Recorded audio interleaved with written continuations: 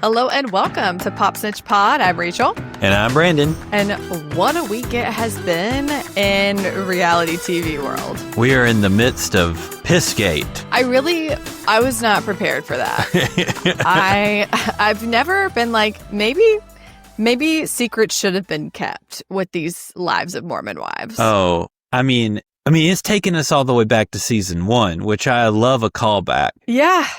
And I have to say, like, forgive me, I don't have like a urine kink. And so is it a like common thing to call it fruity pebbles? Like, is that a thing? No, it's because that's what it tasted like that's why, because he said it tasted like fruity pebbles. Well, urine tends to probably taste like whatever you're eating or drinking. Was she eating a bunch of fruity pebbles? Well, I mean, I feel weird that I'm the one that's going to have to explain this to you. But people who have a scatological kink, and like to consume urine, well, among other things, to help with that process, and for it not to be, you want to drink lots of liquids, and you want to make sure that you're drinking, if you're going to be drinking anything or eating anything, that it would be things that would,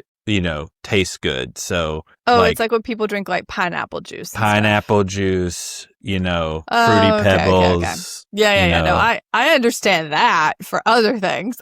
I didn't understand that I guess it didn't occur to me that she was like preparing to, oh my God. I just think I could not do that. If you were like, can you please do this? I would be like, I'm so sorry. You're going to have to hire a professional. It's also gotten to the point where Demi and Brett are posting like comedy snips of like him drinking like, it's probably like apple juice or something. I mean, this is sick. And the fact that like, just imagine these people have children. Yeah.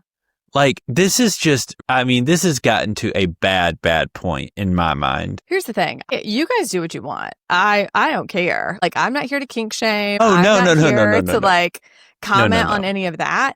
I think it's interesting that she brought it to the group. Like, she clearly wanted it to be part of the storyline without saying what it was. She was in on the joke. They went as that for like Halloween or something. Yeah, it was prominent in every season. And then what? Well, just for the uninitiated, maybe we should give a little context for what we're talking about. We're talking about Secret Lives of Mormon Wives. We're talking about two characters on the show who are in a feud with each other right now over this guy, Marciano, who they both have hooked up with. They're both married.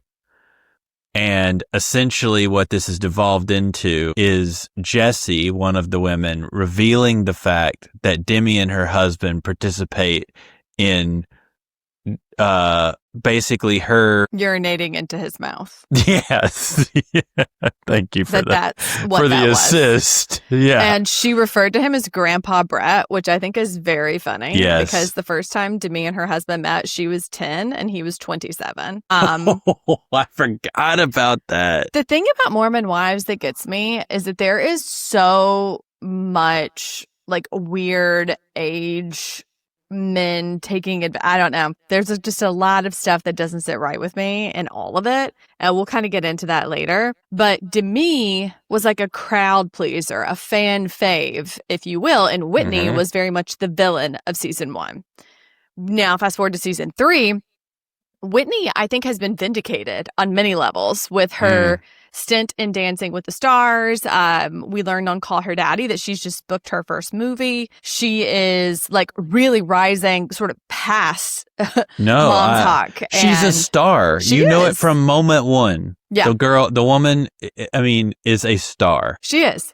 And the reason people didn't like her, literally the only reason, is because she had the audacity to ask for what she wanted and not be demure about it, not say like mom talk's all she's ever wanted. She was a businesswoman, and she continues to be. For her, mom talk was a fun thing she was doing that was now has become a means to an end. Well, she went to school for theater and Yes. always wanted to be like in film and all of that. Like that was what she wanted from the jump. So Yes. this was a way for her to get there. No, I completely, like I said, I'm 100% Team Whitney on this. Yeah. And I honestly, aside from setting clear boundaries in an environment and culture where clear boundaries set by a woman are not respected in any way, I can't really see anything that she has done in any of the seasons. I would have to go back and that I call out and I'm like, this is just so out of pocket. A lot of it has been like, I don't like you or you don't like me.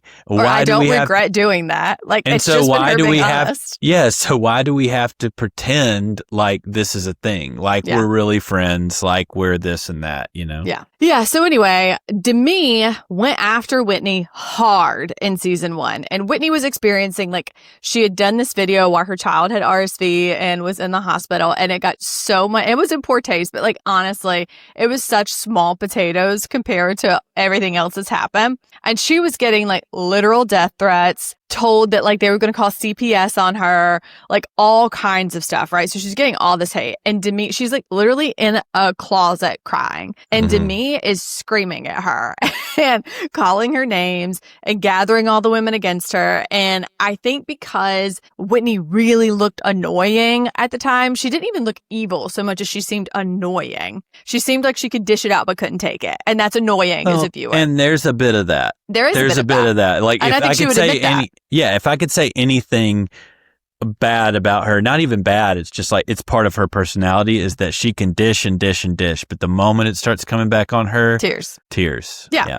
Which there are plenty of people like that. But anyway, Demi like saw weakness and laser focused on it, and the fans liked it. And she recognized that. And then the big issue going into season 2, and by the way, Demi and Jesse were best friends. Going into season 2, they apparently in season 1 all had the same manager and contract deal and all of that. So they were all negotiating together for season 2. So they're waiting to get on the Zoom, and Jessie is late. Mind you, Jessie has her own business. She has a hairstyle, like she has like hair, literally like extensions and stuff. She has a school and she has her salons. So prior to the show, she was already a millionaire, and this rubbed Demi the wrong way, that they were all getting paid the same. And so she was saying, because they were all basically like, we all want to get paid the same. And what's crazy to me is Taylor Frankie Paul, who is a star, is like, sure, that's fine. I'll get paid the same as y'all. And Demi's like, actually, I'm a fan favorite, so I think I should get paid this much, and we should get paid more than Jessie because she's already a millionaire, and is talking about her best friend like that before she gets on the Zoom to negotiate. So everybody is already like, what? Then they go and film, and I didn't realize this, but they had actually filmed the Hulu thing with Vanderpump Villa before season 1 was released. So all of that was done like at the same time. Like they filmed Secret Lives of Mormon Wives, then they went straight to the villa. Then the first season was released, and then the villa came out, and then the second season was released. Or vice versa. I can't remember. So the filming obviously didn't line up with when we saw everything. But to Demi's point that Marciano at the villa was like a clout chaser, that doesn't check out because he had no idea who they were to him. It's also, okay, so does this give any validity, though, to Demi's claims that he had sexually assaulted her? Because here's my question, is because like one of the things that I thought about was like, oh, well, if he would have done that, Demi would have responded completely differently, because like even when they're at the house, and I can't remember if it was Chase or who put his hands on her, but she freaked out, ran upstairs and grabbed Brett. But if that's after the Marciano thing, that actually makes a lot more sense that she responded that way, because she's reacting out of a triggering place of being touched in a way that she did not like. Well, and again, Chase did not shove her. if you look at what he did, it looked as if he barely touched her. Like he brushed past her. Brushed past her, and she ran upstairs and told her husband, "This man put his hands on me," and he was genuinely confused. And he was like, "I did not push her," and everyone around him was like, "He did not push her," and they were in his face screaming, "Take accountability!" And he's like, "I don't even know what's happening." No, agreed. That's what I'm saying. Like, I think it maybe came out of a triggering thing. Yeah. That's super possible. And like, I don't want to discount what happened or what didn't happen with Demi. I think it's really hard to trace. And like, we know that victims of sexual assault respond differently and do weird things. I think what's hard for the girls and what's hard as a viewer to understand, and again, people respond differently. And so it's impossible to know what happened. Because at this point, it's a he said, she said. There's no proof. There's no evidence. What we do know is that Jen, while they were there, kept telling Demi while they were at the villa, "Hey, you're being really flirty with Marciano. It's making me uncomfortable. I think you're going to regret this when the footage comes out." Like, she said that to her. And then she said that after the villa, Demi said something to her like, "Hey, I know you felt like you saw something, but like you didn't see anything." And was basically like, "I wasn't flirting with him. That was all in your head." And like gaslighting Jen. And Jen was like, "No." And then after she and Jen had that conversation, she was like, I can't remember. Oh, yeah. So after she and Jen had that conversation was when she said, actually, was it before or after she revealed Jesse's affair that she talked about whether or not Marciano had touched her? It was way after. Yeah. So she said that he groped her, but at first she said that he brushed like her bottom while they were taking a picture. And then she said that he like groped her butt. And then she said that he was touching her privates. And so like, I don't know. They haven't said that on the show. Yeah, they did. She said all of those different things as I was listening. And all of those things fall under sexual assault. Like, I understand like the language there. And so she said that all of that happened at the villa. And then when they got back, she continued and even started sending him messages on Instagram. And I think that's what's really confusing for the girls. Like, he obviously didn't intend to say anything to anybody. Why would he out himself about this? So she's sending him sexually explicit messages about, oysters, that tastes like cum or whatever, and saying like all kinds of sexual innuendos. She's letting her daughter FaceTime him, her young daughter. And then the weirdest thing to me is that she's sending videos and pictures of her daughter praying to this man who she's saying sexually assaulted her. And I think even like the sexually explicit back and forth, like, people can get like mentally messed up with stuff like that. I can almost understand that more. But I think that's what broke Connor, which is Whitney's husband, who suffered sexual assault and rape as a child, where he's like, he broke down crying and he was like, as a parent and someone who experienced that as a child, I cannot imagine bringing my child anywhere near someone I thought could ever be a part of that, could ever do that to someone else, much less me, you, or them. He's like, that's where she loses me on that. And then like her daughter had a nickname for him. Like, all of it is very odd. And again, I'm not saying it didn't happen. No. I'm saying I think this is all I think this is all being interpreted through these lenses of circumstance, right? Like, yeah. I think Marciano probably did things when he was there that he doesn't realize are triggering these super conservative Mormon women. That's super possible, yeah. And it's like, yeah, maybe he did touch her on the butt. Maybe she responded in a way that he saw as like accepting of it. But in her mind, internally, she's processing it completely differently because of her like religious stuff and religious she's trying trauma. to like be like, I like this, in hopes that like she doesn't upset him. Yeah, and maybe like it's like, I don't want to upset him. I don't know what that would mean. I don't know how he would come at me differently. And that's fine. But then maybe she does make sense of it in her head, and maybe like she did like the attention in some weird way. So she continues this conversations with him, and she's getting something out of these conversations being desired in this way that maybe she's not used to. But then through the lens of hearing what happened to Jesse and hearing like this kind of stuff, like it kind of reawakens some of these feelings. So I'm not discounting anyone's experience. And I think that's what the women will look back on and see as a huge mistake on their part. Like, I think Whitney actually has the best take on any I of agree. this, is that she's like, look, this looks bad on you. You did act inappropriately. Yeah. And I do believe you were sending this man signals that he was not getting any kind of signals that he was doing something wrong. But at the same time, that doesn't discount the fact that you felt sexually assaulted in this in some way, or sexually harassed in this in some way. That you were touched in a way you didn't want. And I also get confused about, I think they're confused. I think we all are confused about like what constitutes what and what language should be used when these kinds of things happen. And the verbiage has changed a little bit on what it was. Mm-hmm. And so I don't know for sure, but she has consistently used the word sexually assaulted.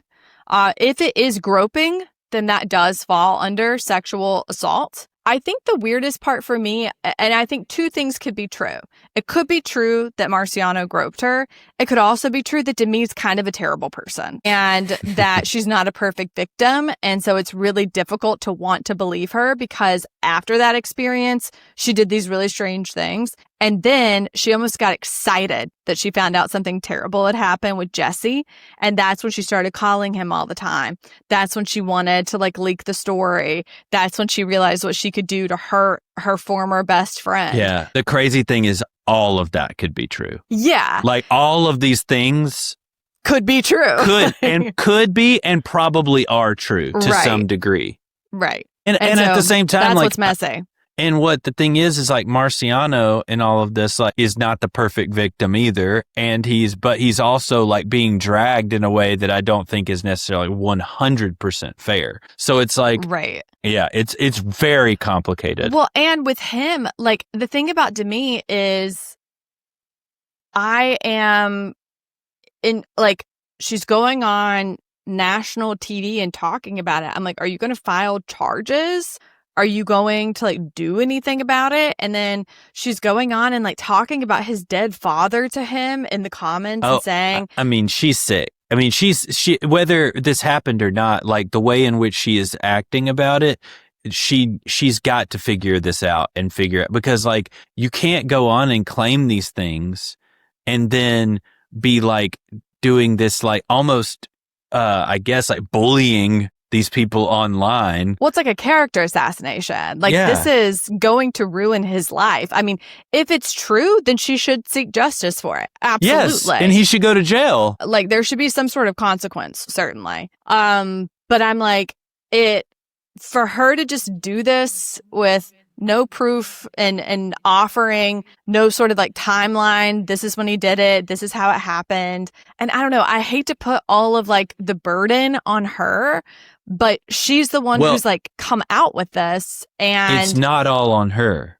Yeah. It's not all on her. She has made like the way in which she is participating in this narrative now is not positive for anyone. And so like, I'm not putting it on her. If she was sexually assaulted by this man, then Hulu needs to do something about it yes. too. But from what I understand, Lisa Vanderpump was recently interviewed. And like one thing about Lisa Vanderpump, she's always going to side with a man. So like take this with a grain of salt. But I know Hulu was obviously concerned about this because it makes them look terrible.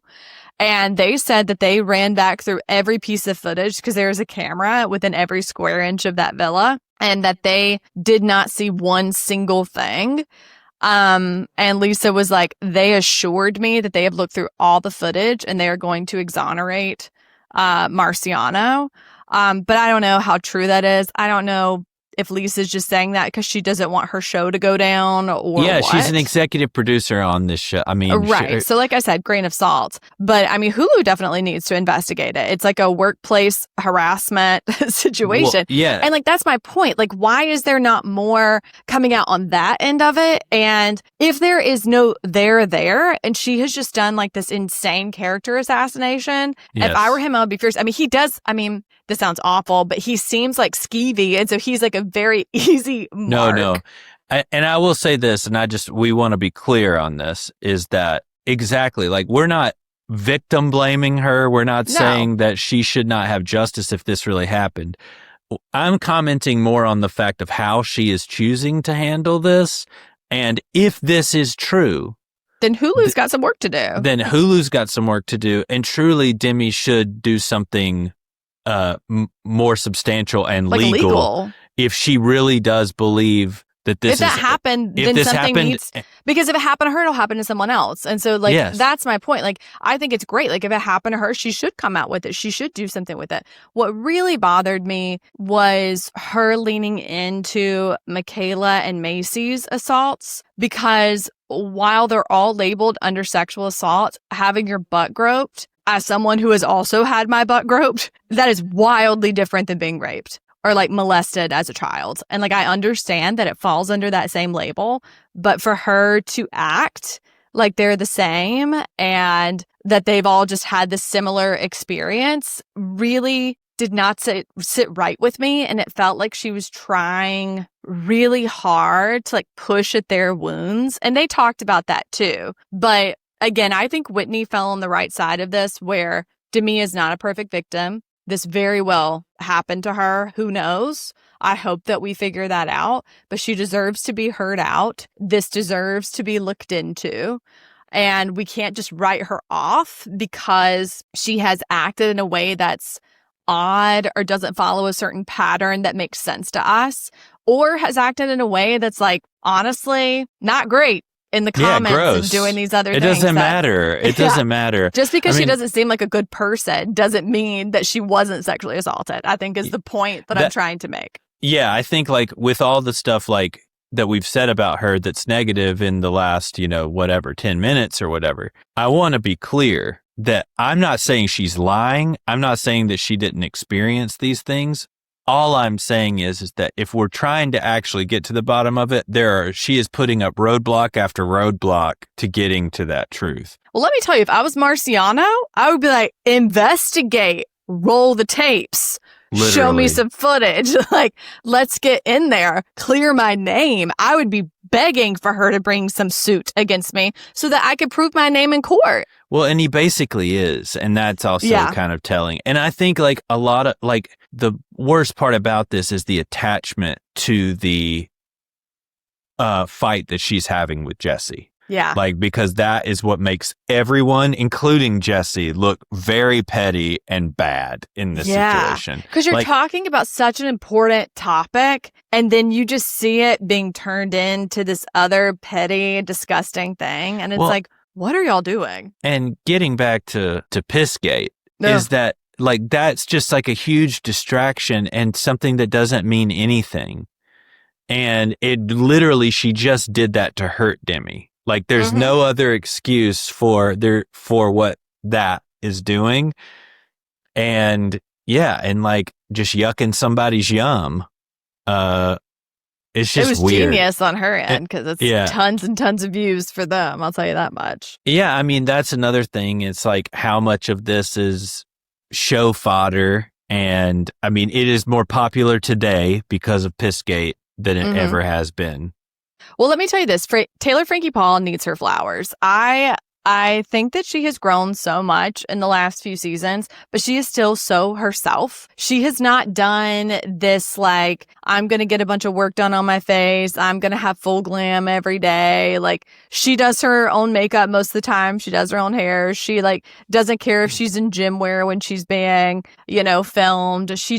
And she has gotten good at telling the girls, like, hey, maybe we should hear some people out. Hey, maybe we should do this. And like, I think when she was trying to tell Demi, and Demi's like, when you did all these bad things, everybody listened to you. And Taylor was like, yeah, but I admitted to it and like immediately said, like, I feel really bad that I've done X, Y, and Z. And I know why I'm on the outs and I know why this is happening. And you can't do that. You're so defensive. She owned it in the, well, first of all, the only thing that she's done is tell her story online. That's her story to tell, period. And second of all, got drunk and hit Dakota. Yeah.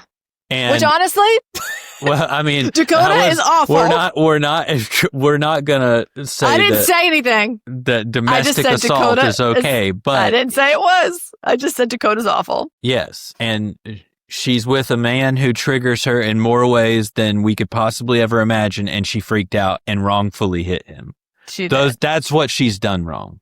Yes. And so equating and she that, embarrassed them in Utah on Mom Talk. That's all that's all she did. And that's what they were mad at because it impacted their paycheck. And turns out she made them all millions because she is authentic. Well, and I will say, if I can levy one complaint or criticism of Taylor Frankie Paul, and that would be that her picker is broken. She really struggles picking men, but it makes sense. Like when you watch her family all together and like how everyone is constantly shaming her, she's starting to get like a better self-worth. But the truth is, if you don't like yourself enough, if you think that you are not worthy of someone, you are going to choose bad people over and over and over. You can't be a good mother and you can't be a good wife and you can't enjoy a good partner if you do not think you are worthy of that. Like you can't be looking for your other half. Because I do believe she's finding it. I think she's on her way. And I think we're seeing that. But like that scene where she basically is like swooning over that Chase guy. I know. Come on. He is problematic at best. I mean, he's on podcasts just talking about how these women are whores and all of this. Like, he's not a good dude. Yeah. I mean, Taylor wears her heart on her sleeve. She's got a bad picker. I'm curious to see how she is on The Bachelor, even though I hate that franchise. But I mean, my biggest gripe with this season of Secret Lives of Mormon Wives is dad talk. Stop trying to make it happen. I could not care less about any of these men. It is not Secret Lives of Mormon Husbands. I do not care about these dads. They're all skeevy. They're disinteresting. They're losers who are living off the teats of their wives who they hate for being more famous and more interesting than they are. They all have to stay home with their kids now and drive their triple-decker strollers. And I think they resent the fact that it doesn't matter if they're doctors, lawyers, accountants, whatever. Their wives will always make more than them, will always be more famous than them. And they literally are out there like wearing their dad talk hats, trying to film these TikToks. I'm like, it's never going to happen. People don't care about you. You're not interested. Get over it. Well, stop trying to make it happen. I worry. Here's my thing is that not in defense of dad talk. Oh, God. Not in defense of them. But I do believe that everyone in this scenario, the men and the women, this is not the life that they signed up for when they got married, right? Well, they got married when they were like 12. I know, that's what I'm saying. It's so what like life did they have signed one up of the for? reasons this show is so interesting is because we are watching them have to evolve into this new normal. They all got married before their brains were developed. So there was no way that they could sign up for a life at that point. But what I like about the show is, and what I like about the men being on the show is that adds to the drama. Watching them they add to the drama, flail. right. Watching them flail is fun for me. They are coattail riding, clout chasing losers who complain. The only one I will ride for until I die is Connor. I love Connor. The rest of them, good. I could do without.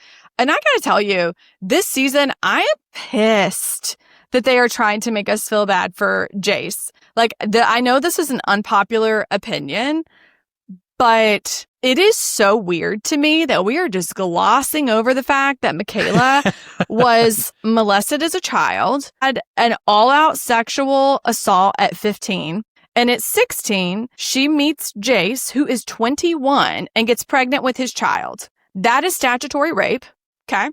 And then they immediately get married. So, that's fine. And then subsequently, she is only 25.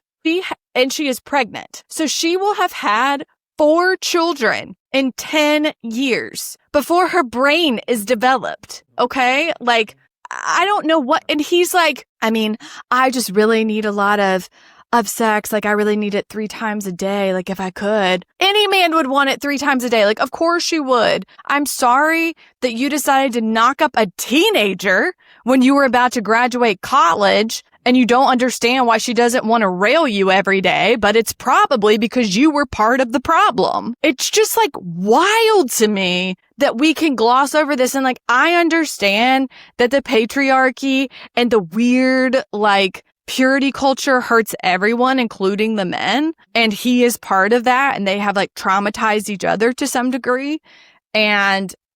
But I feel like because he is nice, not like Dakota, he's not loud and a huge liar and easy to write off, because he's nice and he's passive, that he just gets a pass. And I think that's crazy that he literally had sex with a minor, got her pregnant, and wants to whine about the fact that now, while she is halfway through a pregnancy, she doesn't want to have sex with him all the time and is having trouble going back to relive her trauma before she gives birth for the 4th time. And it's like, you have to be having sex some, bruh. Like, she's popped out 4 kids. Like, I understand that intimacy can be really difficult with a partner if that's not happening. Like, I totally understand that. But I think acting like he was not part of the problem and it is all on her, and like allowing her to hold that guilt as her own, is really pissing me off. Yeah, I think that all of that is right. I do think, though, that on the show, I think what they're missing is what we all know. They're not really bringing that up as... Of course not. And the thing is like, I think a therapist is going to have to help them find that information, because I'm not even sure that they're aware that is what is playing into this. Like, it's also, I mean, I think it's clear that they don't.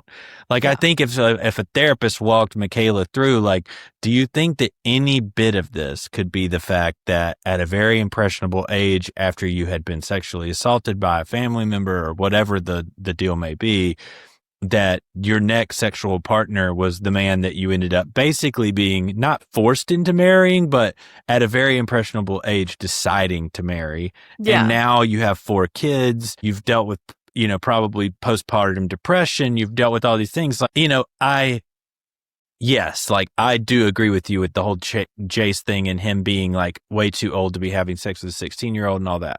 Granted, they've been together for 10 years. They have 4 kids. Like, I don't think that like they should leave each other or anything because of that. But the fact that they haven't worked through this is, I'm glad that there seems to be some movement towards going to a therapist. But also, like, I think she doesn't want to go because she knows that they'll get into this. Mm-hmm. Like, I think some of this is self-protective and protective of him. I think she is subconsciously protecting him because she knows if she delves this up, that's where it's going to lead. And it's not going to improve the sexual. No. And him being like, this is like a breaking point for me. Like, maybe we just need to separate. I'm like, you want to separate from your pregnant wife and 3 children? Cool. You're right. Woe is you. You're just so kind and long suffering. I'm so sorry. But it just frustrates me because the way that the church is and the way that culture is, the fact that they even got married and kept procreating, I imagine at this point, it feels to them like their life just happened to them. Neither of them are even 30. And they're like, shit, we've got 4 kids. I feel like they probably don't even feel like they had choices. You know what I mean? Well, no. And I also will say this is that,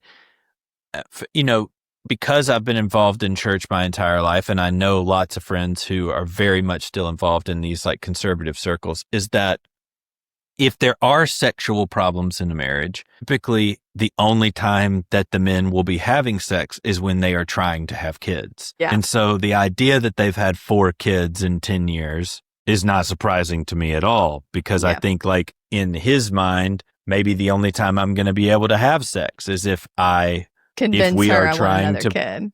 to procreate. Yeah. And like, while that's not great and not good psychology for him or anyone else, like I get it at the same time. Difficult, I don't like it. Very complicated dynamics in this Well, group. my last comment is that everybody's hair is too long. Like, what are they doing? Why? Somebody needs a bob in the group. Literally. Someone needs a bob. What are we doing? Why is their hair all down, like, below their ass crack? Like, they're going to look back on this and be like, we were hair blind. It is bad. I do not like it. It's the same way on Housewives. The only one who's got good hair right now is Bronwyn. Well, and the separation between where actual hair ends and where the extensions begin. Like, God forbid you just have your real hair. Let's spend some of this money. Yeah. Okay. And stop going to Jay-Z Styles. Jizz Styles. No, don't say. You've already used the C word on this podcast, and now you're saying jizz again. Oh, C-U-M. Well, that was not my fault. That was a direct quote. I didn't just like say that inexplicably. I'm going to have to say that this podcast was explicit. All right. This isn't for kids. True. I mean, keep your children off our podcast. Yeah, definitely don't listen to this in front of your children. Mommy and Daddy, don't listen to this in the car. Yeah, this is explicit. You should put that on there every week. This is before bedtime for Mom and Dad. Well, let's get into SLC, where we were reminded that church is a grift. Oh, well, okay. Not all church is a grift. Mary's church is a grift, for sure. I don't know. I saw the Elevation post this week, and I just feel like a lot of churches are a grift. Okay. A lot of churches are a grift. Yeah. Sure. But the girls, we had no idea after last week's episode, but after church, the women headed to the second Ladies Who Lunch, Mary after white church gloved dinner. Yeah. Like, she's serving the 2003. She's serving the 2003 Dom Perignon, where all the people died, and it enriched the soil in a heat wave. It's just crazy to me, like, to see normal people in this like worship service, and then she's like, okay, enough of that with the plebeians. Now come to my house and I'll have these servants around with white gloves on, and they'll serve you this, alcohol where all these people had to die, and we could talk about our champagne problems. Like, I wanted to bang my head against a wall because I love them and I love the show. And Mary is such a crowd pleaser that this is going to be such an unpopular opinion. And I do love watching Mary. I think she's funny. And I think that she really serves as kind of what Heather used to serve as, kind of the viewer's perspective. The way that she responds to Meredith and Lisa is how I'm feeling in the moment. Like, what? But the way she got her money and the way that she acts with church and then all this wealth just does not sit right with me. It rubs me the wrong way. It feels odd, especially in this moment where all across the world, the rich hold all of this wealth and the rest of us are like begging for rags to be able to eat. And it's just, I don't know. It was just like really on display in that moment for me. Well, I will just say this. I am not a Mary Cosby fan. I think we are going to find out that there are Jen Shaw level like dealings going on, skeletons under her closet. I don't know about Jen Shaw in her level. closet, maybe not under it, but in it. I don't know about Jen Shaw level. Like, I don't think she's going to jail, but I think there are skeletons, and I think they will emerge eventually. Just because I don't know, just something in my spirit is like, I don't like that. But that's the whole problem, though, is that I guarantee you that if we dug into it, and I just know this, if we dug into the church financials at Mary Cosby Church, Inc., we would find out that if you took those same business dealings and put them in a corporation or an LLC, that she would be in jail. But because it's a tax-exempt nonprofit. What is it, like a 501c? Yeah, 501c3. 501c3, yeah. Yeah, that she can do whatever she wants to with that money, that she can get it however she wants, and that it's all tax exempt. And yeah, I'm a little sketched out by it. All that to say, for her to be the person to be I'm getting you all together so you can apologize to each other is really a farce. After I've preached to even unscripted. start it. Yes, I've preached unscripted for what I assume was hours. But yeah. Yeah, it was interesting. And I didn't realize this, but I thought the episode was great. I'm so curious for next week, honestly. I did not know that they actually have the airplane footage until you told me. So this is I think this is all confirmed. And I think Bronwyn talked about it on Chicks in the Office, and I'm pretty sure that the rest of the internet agrees with this, is that they are saving the footage for the reunion, that production did have it, that Meredith tried to stop production from being able to release it through threatening legal action, but that they decided to not show it during the season, but because obviously they've signed their lives away. Yeah, I'm like, how could she even do legal action with what she signed in that contract? And they were on a trip. But she could delay it by threatening it, is what I'm saying. And I guess I've never really seen footage of them on planes. No, like there are several factors of why they're not going to just let them be shooting midair. Like if they have this footage, it's from cell phones and like that kind of thing. Like it's not 4K HD. Yeah, they don't have cameras. Their cameras out. No. So like but I just have a hard time believing that we're not going to see this in the reunion. But Bronwyn said that they have the footage. What she said on Chick in the Office from the clip that I saw was that she believes that they are going to show the footage at the reunion. But I hope so. Oh my God, I hope so. I mean, for Meredith's sake, I hope not. I mean, Andy's going to ask. I want to know exactly what she was saying and at what volume. I want like a recreation. At very least, they will have to have that discussion. It sounds like the consensus among the other women is that she blacked out and quite literally doesn't know what she did. Well, next week, Whitney is screaming at the table calling her a pill popper. So, wacky. And I understand it's a trigger for Whitney with her father, but I hope she has got some receipts to be throwing around that kind of language with Meredith, who will require. Oh, yeah. She will be like, that's some strong language, sis. You better know what you're saying to me. I tell you the one thing that pulled on my heartstrings and like almost made me shed a little bit of a tear during this episode is when Bronwyn goes with Muzzy and her daughter to the bonsai tree place. I know. And we basically find out that not only is her daughter going away to Portland for school probably, but that Muzzy is also wanting to move out. And that she is going to be left alone in that house with Todd. Yeah. And it seems like things with Todd are really coming to a fever pitch. I mean, she is joking every single episode about how she dreams of not being with Todd anymore. Yeah. And she starts crying, and I'm like, dang, like that must just be a terrible feeling to like truly feel like you might end up alone. Well, she said, I mean, first of all, Bronwyn is stunning, and she's my age. Like, we still have so much life ahead. Oh, she's going to be, trust me, she's going to be fine. She's going to be great. But when she said, oh, it really did almost make me cry too. She was like, I'm so excited for Gwen because the best years of her life are ahead. But the best years of my life have been raising her. I was like, oh, Bronwyn, that's so sweet. Like, my mom never said that to me. And also, like, Bronwyn looks like a couple of years older than her daughter. So, like... You literally thought Gwen was her sister. Like, literally clap, clap. Yeah. No, Gwen looks just like her. She was so cute. But yeah, I know. I hate even the stuff with Brittany and her daughter and watching Muzzy and Bronwyn.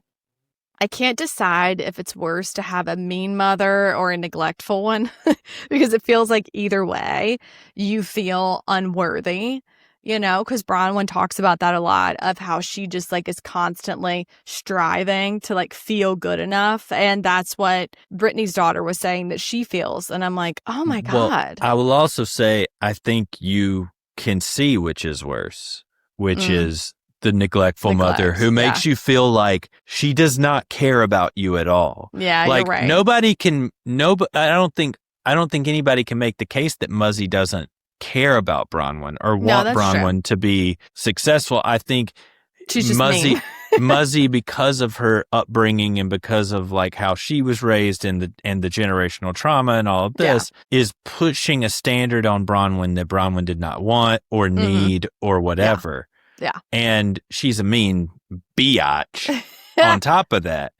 But they could not even be in the same house if they had experienced what Brittany's daughter has, who is basically like, I don't want a relationship with my mom. She does not care about me. She left us. Yeah, you're right. She abandoned us. Well, and it was like when the therapist asked Brittany, like, what do you want to get out of this? She was like, I don't feel like I deserve anything. I'm like, why would you not say, I want a relationship with my daughter? Like, why would you? It's right there. Because it's all, I mean, truly, she's broken in the brain. And this is all about her at the end of the day. Like that, even that statement just says how self-focused she is. Like, I don't deserve this. Blah, blah. Like, we're asking what you want to get out of this, and your daughter is sitting across from you crying, and you're not even saying like, well, what I'd like to get out of it is just to restore our relationship. But I think that she genuinely doesn't feel like she deserves that. Like look at the men in her life. I know. I know. And this is why I say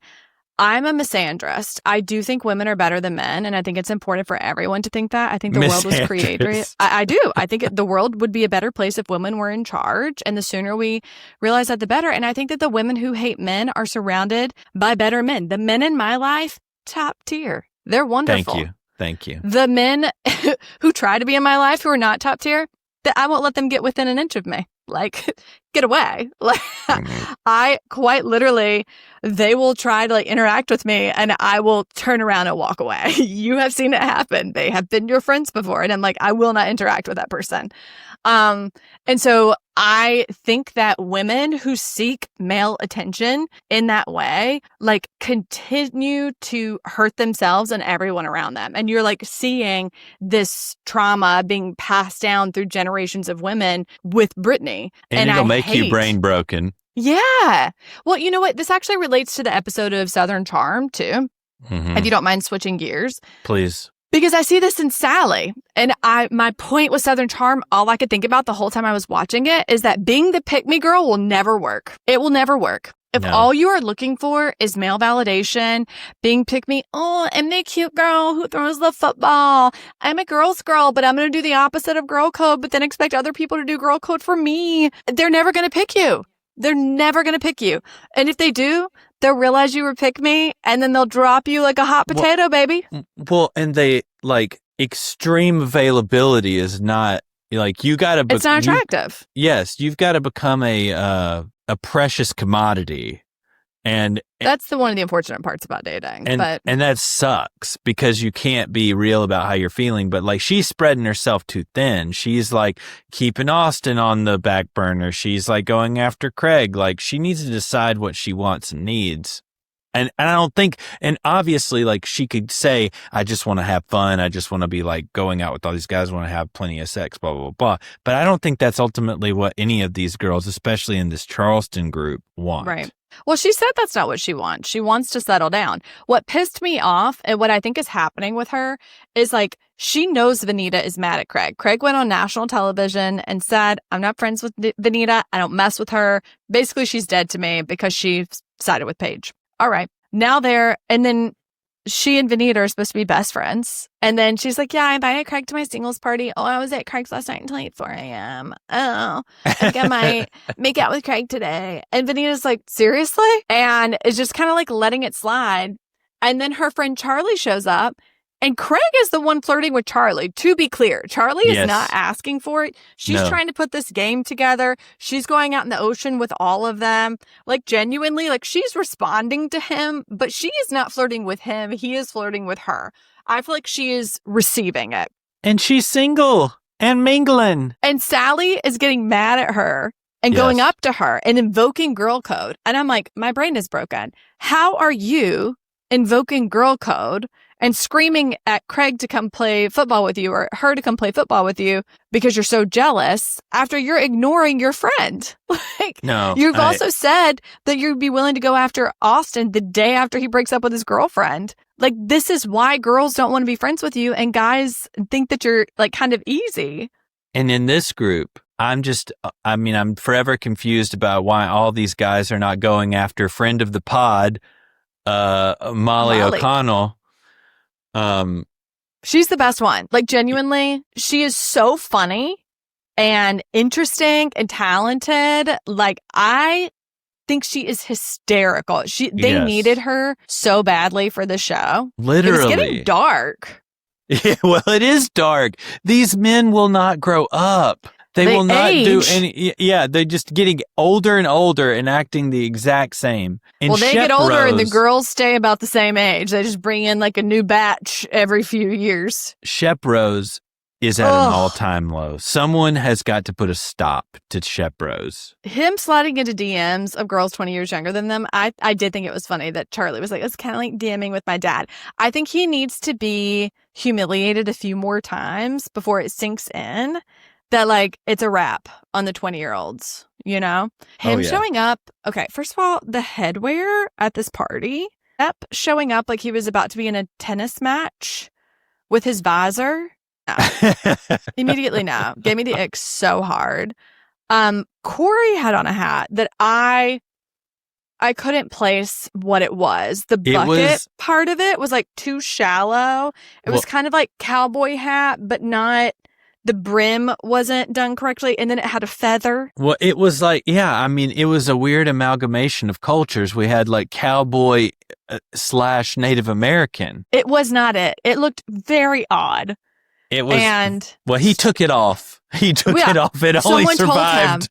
Someone told him, you look stupid. Like, I'm embarrassed for you. That hat is not working. And then Craig had on like a backwards cap, which, okay. But the name of that episode should have been #headwear. It was very bad. Craig is floundering in his outerwear and honestly his style writ all without Paige. It's got to be hard going from having like someone to be like yes no and going to being like at the pinnacle of your like style and glow up and then being like I don't know what to do. Well, and I love that we're being introduced to his assistant, which that is what an interesting his pair only they friend are now. Yeah. He's really carrying me through. I was like, oh my God. He's like the only person I could talk to every day. I'm like, yeah, because you were mean to literally all of your friends. And then your girlfriend broke up with you and you thought that was the only thing that happened that year. That little gay man is carrying so much. Like he is carrying more than the world should ever put on one individual. Speaking of gay men, Rodrigo is carrying the show. I love him. I feel like in every Bravo show, like I was mentioning with SLC, there is a person who is serving as the voice of the audience. Yes. And this season, it's Rodrigo. Like when he tells Molly, like, happiness starts at home. You got to clean this up. When he is telling Vanita, like, open up your eyes. She's about to go after Craig. Like, that's not a girl's girl. He's a more balanced Zach for this show. Like what Zach is to the Valley, Rodrigo is the sane version. He's seeing everything and he's clocking it and he's telling people, he's like, hey, buckle up. I'm seeing it. Here's what's happening. He is. I'm obsessed with it. They gave him like no screen time last season, and this season he's getting a lot more. And I think it's almost like serving as a narration for the season. And I'm really, really liking it, to be honest. I need it as opposed to I need his energy. I love him yapping with Madison. I would so much rather hear that than hear anything from Shep Rose. Shep gives me like a shiver down my spine. Like literally the fact that these men, oh my God, when Whitney showed up like a wax figure in a members only jacket on the beach, I was like, huh, Grandpa's here. Like it was just. Yeah, and he was wearing like one of those like waxed members only jackets. So he's basically like a mannequin. I'm not kidding. It was a jump scare. It was and I'm telling so you, bad. When the wind starts whipping through his hair and stuff, he really exposes the age. Exposes the actual hairline. I also love pregnant Madison. Madison is me at like any party where people are supposed to be getting hammered, just like over in a corner eating a cheeseburger. Oh yeah, I mean, she is a stirrer. Oh boy. Yeah. Well, she made a really good point though about these guys, where she's talking about Austin because she knows him so well. And she's like, he is dating her because he knows she is making him a better person. If he really wanted to be serious with her after a year and a half, he would have asked her to move in with him. Something would have moved forward. They're in their mid-30s. Like, but he knows he can't be around some, like, I said this when we were watching the show, like, he does not have the capability to be with somebody, really. He has the ability to be a decent human and decent boyfriend, like, one weekend a month. And so this relationship is working great for him. Yeah. And honestly, if they're happy and they enjoy having their lives separately from each other, this is a perfect engagement. Like, just stay in this relationship. Do not get married. Do not grow up. Like, this will be perfect. But if either one of them desire anything more, this thing is doomed. Well, obviously it's doomed because they break up. Oh, yeah. Well, everybody. Spoiler alert. It's been all over the internet. Like, that's not a spoiler. That's been out there for a while. But I don't know, man. These guys seemed like, to me, I actually, at first, when at the beginning of the episode, or even of the season, when Craig's like, I'm 37, I'm worried, like I've aged out, like I'm really ready to settle down. I was kind of like, oh, cry me a river. But in some ways, I respect it. So mean to these men. They're pathetic. Like, honest to God, they have no talent. They don't.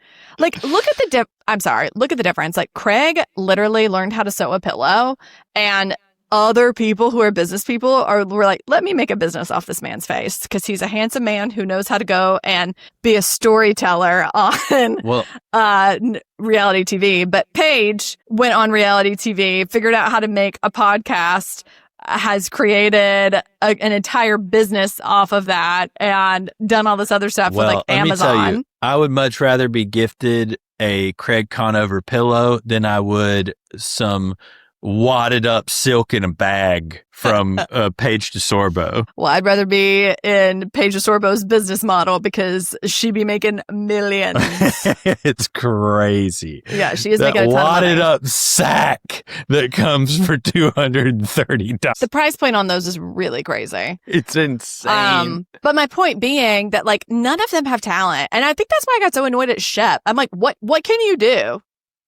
You know? Mm-hmm. The guy Whitmer that's on there, he's been on there, I feel like, in past seasons. I can't remember exactly which ones. But I'm sorry, anytime you want to talk about your family having ties to the Revolutionary War, I'm going to throw up in my mouth a little bit because I don't care. No one cares. I mean, but at least he made fun of the fact that they both have that, and Shep is such a loser and he'll that tell he can't you shut up about it. And that he was also like, I have to get up every day and go to work. Yeah. Shep has a freaking trust fund. Yeah. He's like, and Craig and I went to law school together, but I passed the bar. Exactly. Hit after hit after hit. Now it's kind of like, I want to hate this guy, but this is funny. But yeah, these guys are just getting more and more pathetic. I mean, I hope for Craig's sake that he can find someone and settle down. I don't think it'll be hard for him. I feel like at this point, he's just looking for a heartbeat. I think we will see this season. My guess is that he's just really bad at dating. The truth of the matter is that he could be like, and I honestly believe this, like, in my core at some point, it's like, once you're ready to settle down, as long as the person is a good, reasonable human being that you like, you can make it work. Like, do you know what I mean? Like, at least for some amount of time. Yeah, like, I think he could be happy with Sally but I don't think Sally actually is ready to settle down. Like, you know what I mean? He threw her ass down on that sand real quick. If we forgot to talk about this. Pushgate. If he pushed me down, I don't care what we were playing. If someone threw me down in the sand like that and then cackled and ran off and someone else had to help me up, I'd be like, crush no more. I don't want to make out with you. In fact, I'm planning your death. So this whole thing, this whole day at the beach is like the pinnacle of it is this huge, huge football game with all the girls and all the guys out on the beach. And it's like a cutesy, like, Top Gun vibe. It ain't supposed to be serious. Craig gets the ball. He thinks he's Jerome Bettis, freaking smashing through people. He gets to Sally and he literally stiff arms and throws her back and she hits the ground violently. He doesn't even stop. He doesn't look back over his shoulder and he doesn't come back to help her. No, she is covered in sand. Covered in sand. Like up to her neck. If And I clearly would have kind been of there and hurt. seen this, I would have kicked the crap out of Craig Conover. Austin was like pretty shocked. Austin went over Yes. there and helped her up. It was like, dude, are you okay? But they're so scared of Craig because he lashes out irrationally and is violent. Yeah. We shall see. So lessons learned from reality TV. Religious men are scary. Churches will grift you if given the opportunity. Well, Being a pick-me girl never works. these are your takeaways. Yes. What were yours? I'm just saying, I've given my takeaways, but you're going Peter back through Pan yours. men are dangerous. Men who are jealous of you will try to ruin your life. Yeah. What else? Those are all good. Those are all great. You're doing Happy a to good hear job. yours. I'm out here giving hit after hit. What are you going to provide? That's true. Oh my gosh. I'm always against a competitive man. A competitive man, they're dangerous. They're dangerous. You will be thrown to the ground. You will to be win thrown to the a ground. fake football game with no stakes of any Nope. kind. No, not even $1. Anyway, so I think that's about it for today, but we want to tell you about something new that's coming your way from the Pop Snitch universe, which is our new podcast that'll be starting in the next couple of weeks called the Snituation Room. It's our relationship and advice podcast that we're starting up. We need you to call in or I should say fill out forms for your snituation that you want our advice on, that you want these hard-hitting takes from us on your situation. We've gotten some bangers so far. We're really excited about the ones that have come. Thank you. You can go to popsnitch.com and the form is there.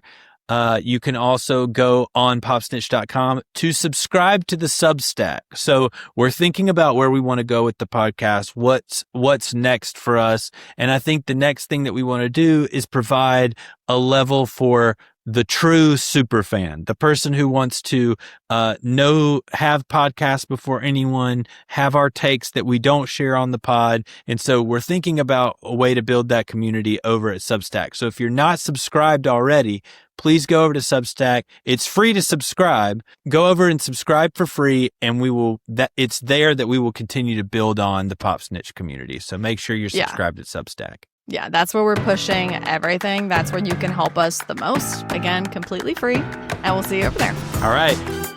And Bye. next time. That new voice was weird.